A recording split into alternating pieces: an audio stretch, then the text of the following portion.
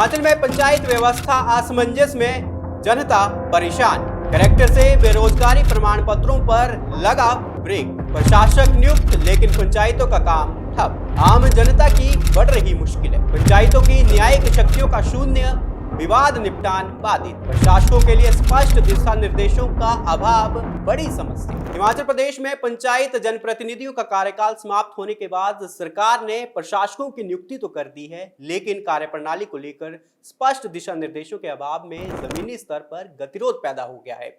वर्तमान व्यवस्था के तहत खंड विकास अधिकारियों को पंचायतों का अध्यक्ष नियुक्त किया है और पंचायत सचिव सदस्य के रूप में कार्य कर रहे हैं, लेकिन शक्तियों के विभाजन और प्रमाण पत्रों को जारी करने की प्रक्रिया पर स्थिति अब भी धुंधली है। सबसे बड़ी समस्या करेक्टर सर्टिफिकेट, बोनाफाइड, कानूनी वारिस और बेरोजगारी प्रमाण पत्रों को लेकर आ रही है। इनके लिए पहले पंचायत प्रधान की रिपोर्ट अनिवार्य होती थी। प्रधान स्थानीय स्तर पर नागरिकों के करेक्टर सर्टिफिकेट और पृष्ठभूमि से परिचित होते थे और इसके आधार पर वे संस्तुति देते थे। अब जबकि प्रधान का पद रिक्त है और शक्तियां खंड विकास अधिकारी के पास है, पंचायत सचिव इस दुविधा में है कि इन दस्तावेजों पर सत्यापन की रिपोर्ट कौन करेगा और अंतिम हस्ताक्षर किसके होंगे।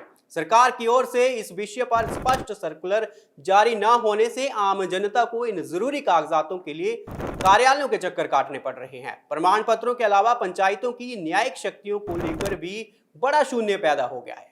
वहीं चुनी हुई पंचायतों के पास फौजदारी, दीवानी और राजस्व से जुड़े छोटे मामलों की सुनवाई का अधिकार था, जिससे ग्रामीण स्तर पर ही विवादों का निपटारा हो जाता था। कार्यकाल पूरा होने के बाद ये शक्तियां अब किसके पास है, इस पर भी सरकार ने स्थिति स्पष्ट नहीं की है। मारपीट या आपसी झगड़ों के मामलों में पंचायत सचिवों को ये समझ नहीं आ रहा कि वे फरियादियों को लेकर किसके पास भेजे। पंचायत स्तर के कर्मचारी इस बात से चिंतित है कि बिना किसी लिखित आदेश के यदि वे किसी मामले में कार्रवाई करते हैं या रिपोर्ट देते हैं तो भविष्य में उन पर भी कानूनी सवाल खड़े हो सकते हैं। ग्रामीण क्षेत्रों के लोगों की मांग है कि सरकार जल्द विस्तृत गाइडलाइंस जारी करे। हालांकि अधिकारियों की माने तो जल्द ही शीघ्र निदेशालय की ओर से दिशा निर्देश जारी कर दिए जाएंगे, लेकिन अब तक कोई पता नहीं है कि कब तक दिशा निर्देश ये जारी किए जाएंगे। बहरहाल आपका इसको लेकर क्या कुछ कहना है, कमेंट सेक्शन में अपनी राय जरूर दें।